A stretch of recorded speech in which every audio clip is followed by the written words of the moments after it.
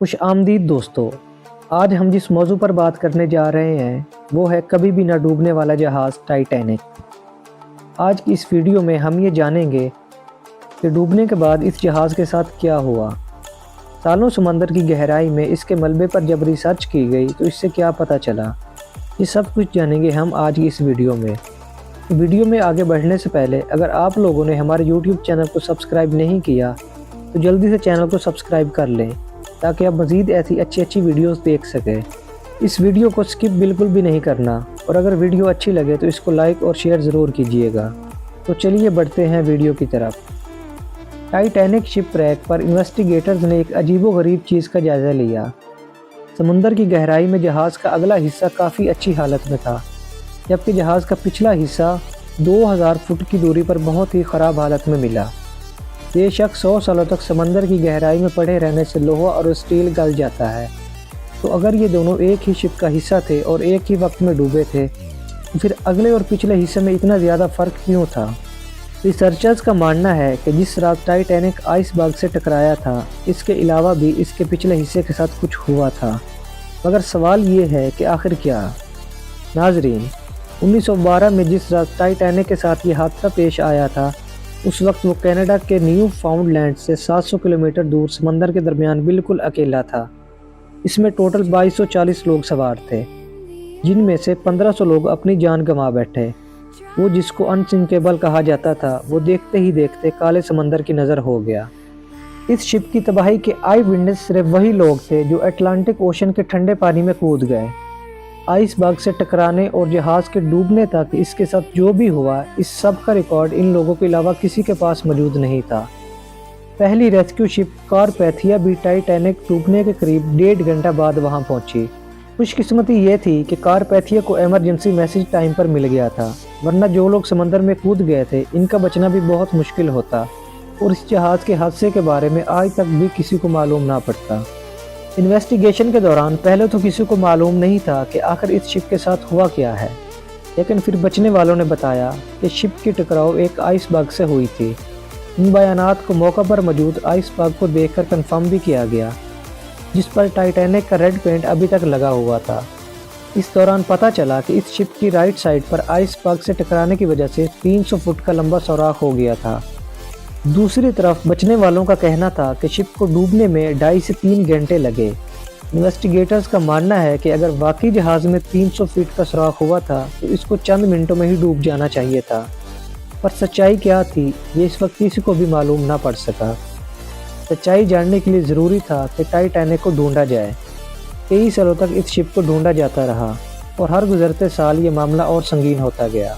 आखिरकार 73 सालों के बाद जब इस जहाज़ का मलबा मिला तो वो सारे सवालात जो टाइटैनिक अपने पीछे छोड़कर गया था, इनको ढूंढने का वक्त आ गया था। अटलांटिक ओशन की 4000 मीटर गहराई में पिछले कई सालों से जहाज़ का मलबा मौजूद था। टाइटैनिक शिपरेक पर इन्वेस्टिगेशन के दौरान रिसर्चर्स को ये समझ में नहीं आ रहा था कि जहाज़ का अगला हिस्सा, जिसको बो कहा जाता है, वो पिछले हिस्से स्टन से ज़्यादा अच्छी हालत में कैसे था और इन दोनों के दरमियान इतना ज़्यादा फासला था। इस मिस्ट्री को सुलझाने के लिए सोनार स्कैनिंग टेक्नोलॉजी का इस्तेमाल किया गया। आरओवेज ने शिपरेक साइट की लाखों फ़ोटोज़ ली और फिर इनको कंप्यूटर ग्राफिक्स की मदद से एक 3D मॉडल में कन्वर्ट किया। इस मॉडल में वो तस्वीरें भी थी जिनको इस गहराई में कोई कैमरा या आम इंसानी आँख नहीं देख सकती थी। मॉडल में देखा जा सकता है कि 392 फुट लंबे स्टन के तमाम डेक्स एक दूसरे के अंदर दंसे हुए थे, जैसे ये जहाज़ स्टील से नहीं बल्कि कागज़ से बना हो। मुख्तलिफ पार्ट्स शिप से अलहदा होकर आसपास बिखरे हुए थे।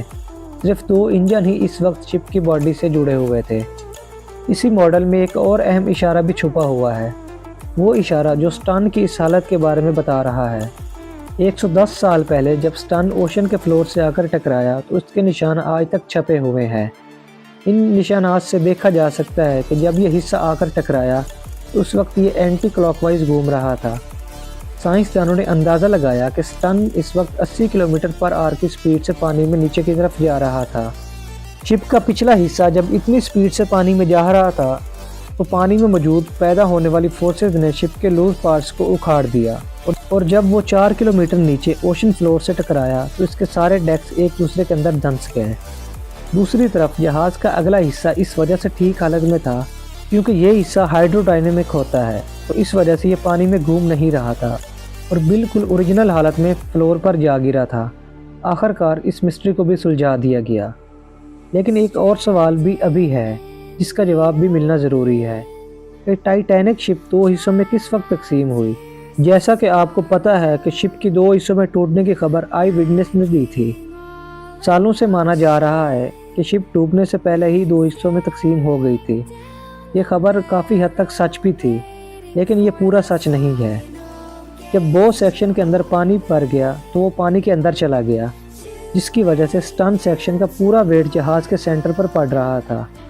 ये सेंटर पॉइंट इतना ज़्यादा वजन बर्दाश्त न कर सका और जहाज़ टूटकर 2 हिस्सों में तकसीम हो गया। पर सोनार स्कैनिंग से बनाया गया ये 3D मॉडल कुछ और ही स्टोरी बयान कर रहा था। जी हाँ, देखा जाए तो टाइटैनिक में मौजूद सामान दूर दूर तक ओशन फ्लोर पर बिखरा हुआ है। टोटल 10,000 से भी ज़्यादा चीज़ें इस फ्लोर पर फैली हुई हैं। अगर तो ये सेक्शन पानी के ऊपर ही बो सेक्शन से अलहदा हो जाता तो इसका मलबा ओशन फ्लोर पर बहुत बड़े रकबे पर फैला होता। लिहाजा एक्सपर्ट्स का मानना है कि ये सेक्शन टूट तो पानी के ऊपर ही गया था, लेकिन ये अलग ओशन फ्लोर के करीब ही आकर हुआ है और फिर रोटेट होता हुआ जहाज़ के अगले सेक्शन से 2000 फीट दूर जा गिरा। आज इस शिप की बॉडी पूरी तरह से रस्ट हो चुकी है।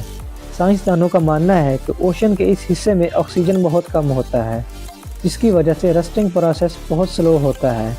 लेकिन जंग के कुछ सैंपल्स को निकालकर जब टेस्ट किया गया तो मालूम पड़ा कि जंग बैक्टीरिया से रिलीज़ होने वाली ऑक्सीजन की वजह से पैदा हुआ है। साइंसदानों का मानना है कि आने वाले कुछ सालों में जंग की वजह से टाइटैनिक के सारे फ्लोर एक दूसरे के ऊपर गिर जाएंगे और फिर ये अपनी असली हालत खो देगा।